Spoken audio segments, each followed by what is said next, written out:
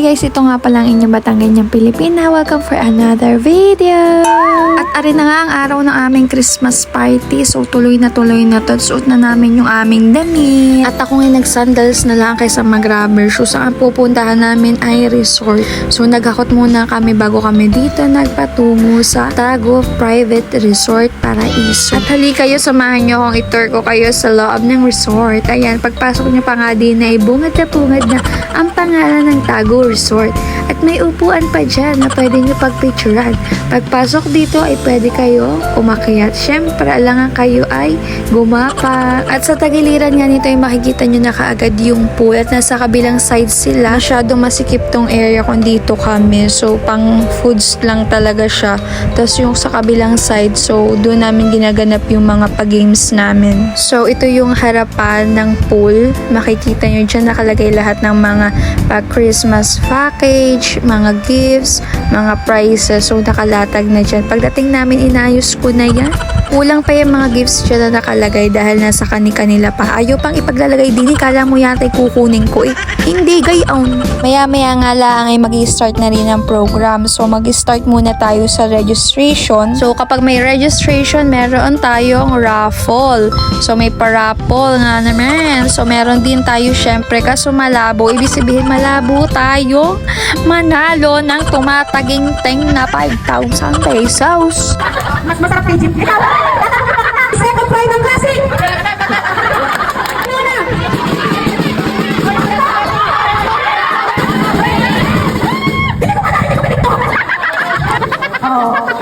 Computer package. Thank you guys. Anong feeling na kasagutan mo sa Q&A? Standard ang mga tinuruan mo. Bilan!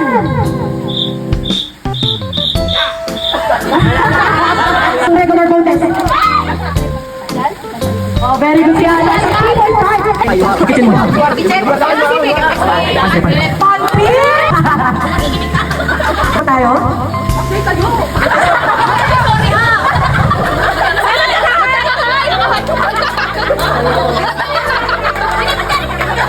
Ilang minutes ang cooking ng fish cake!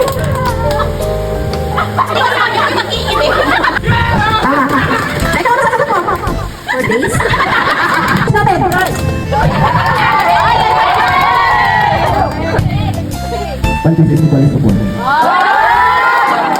At dahil tanghalian na nga, isinalubong na muna namin dito sa labas yung magdi-deliver ng aming pagkain. So yes po, order po kami dahil nakakapagod po kung kami pa po ang magluluto. But inassure naman talaga na masarap talaga yung pinagkuhanan ng mga order na ito dahil naka-order na daw once yung mga tao dito. At pagdating nga ng food ay inayos na namin ang mga ito. Ito ay meron tayong buko pandan.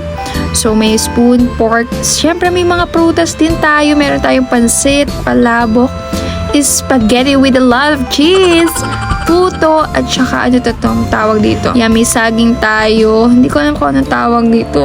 Sorry na guys. Fried chicken, lumpia. At syempre, mga ulam hindi mawawala yan. May lumpiang gulay, may chop suey, merong puto, may cake din tayo from Candelaria. So, madami pa yan. Sobra-sobra pa nga yan kung tutuusin talaga sa amin. At after nga may prepare na lahat, ay tinagtag muna namin yung plastic dahil may init-init pa nga yung mga ulam. At wala na kaming balak pang umalis dito sa aming kinatatayuan para ma-secured na namin yung mga pagkain at mga target naming ulam. So, napagplanuhan na naming dalawa to. Sa kabilang banda ng pool ay ayun nga, nag-exchange gift na nga sila. So, hindi na namin alam kung ano nga ba nangyayari doon. Basta kami dito, maya-maya ay kakain na at magsusugura na. Ay, kita nyo na lang ang plato namin, dalawa-dalawa na. First kanin, ulang kaldereta, pininahan sa suwi, fried chicken, cordon bleu, hindi ko sa favorite. Hindi naman. Hindi, so kaya siya maulam dito lang. Kasi totoo talaga, ito lang talaga ang aming plano. Attend dito sa Christmas party para kumain at mabusog. Then, syempre, matanggap yung exchange gift namin. And after that, kung may biyayang papatak, edi go! Grab lang ng grab. At matapos nga namin kumain lahat, ay nagpasiklaban na ang tatlong branch sa pagpapakilala nila.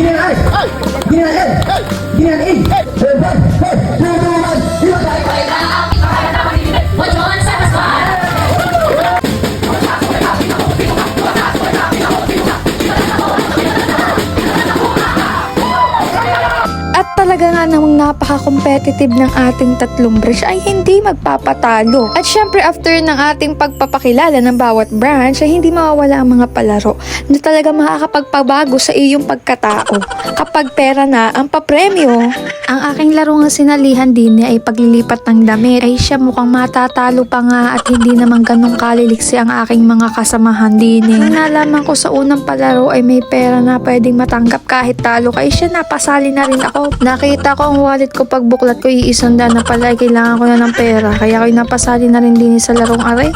Ako ngayon nape-pressure na dahil sa kabilang team ay patapos na, kami nasa unahan pala ang yung damit. Kailang galilipad papunta din sa likod at nang matapos na yan ay talagang ang tatalo na talaga. Arin na nga lang sasalihan, talo pa ga. Napapalingon ako sa ibang team, tapos na sila, kami ito pa rin. Niisip ko dapat ko pa ba yung suotin yan dahil tapos na yung kabila. Itutuloy pa ba to? Hindi na, wag na lang. Ano, itutuloy pa? Talaga ba? Talaga ba? Sinuot mo pa yan? Tapos na, tapos na. Hubarin mo na, girl. Okay na rin, meron din consolation prize para sa mga participant na sumali. Hindi na rin masama. Pero sayang yung iba kasing damit hindi magkakasukat. Maluwag yung iba masisikip. Ano na mga size namin? Kita nyo ba? Nahihiya tuloy yung size ng team namin.